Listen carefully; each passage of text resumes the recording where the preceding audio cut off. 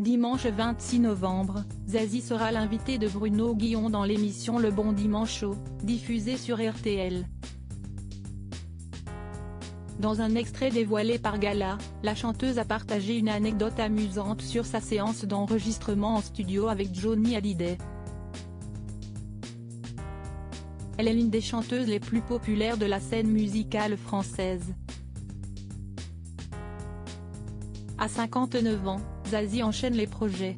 Après avoir dévoilé il y a quelques mois un EP composé de 4 titres inédits, la coach de The Voice sortira le 2 décembre prochain son nouvel album baptisé LP.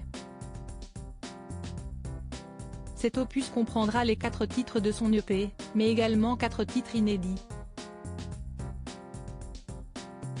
Ça correspondait à mon énergie personnelle, à une envie de me secouer au sens physique du terme.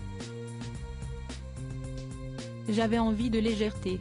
Le processus d'un album fait aussi qu'il peut s'écouler pas mal de temps entre le moment où tu couches une idée ou un thème sur une feuille et celui où le public les découvre. Or, je ne veux pas m'interdire d'avoir cette résonance à ce que je vis en temps réel, a expliqué la chanteuse dans un communiqué.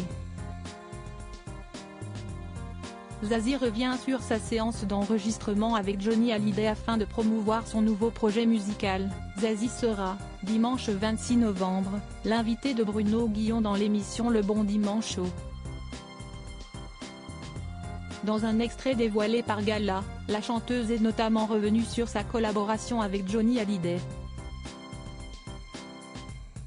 C'est en effet Zazie qui a écrit les paroles du tube Allumer le feu. Vous étiez là quand Johnny Hallyday a découvert la chanson. Quand il a découvert le texte pour la première fois, si est-ce vous qui lui avez amené, ça s'est passé comment a demandé Bruno Guillon. C'était très drôle, on se croise sur une émission de télé, donc il y a plein de gens, a-t-elle d'abord expliqué, avant de se lever pour imiter le rocker. Il passe, puis il fait demi-tour et il dit, si est pas mal le texte, hein. Et puis, il se rebarre. Donc je me dis, voilà, si est déjà pas mal, a-t-elle continué. Zazie est ensuite revenue sur sa séance en studio avec Johnny Hallyday. Et après, il y a le studio. Alors, le studio, si est le même, s'est-elle souvenue. Fier comme un gamin, il se met devant le micro, il chante, il suffira. Il a pété le micro. Ça a duré 37 secondes, a-t-elle expliqué. L'ingénieur du son présent avec eux a alors été contraint de changer le micro. Mais, un gamin. Et il suffira. 2 micros, a-t-elle ajouté. Une anecdote amusante.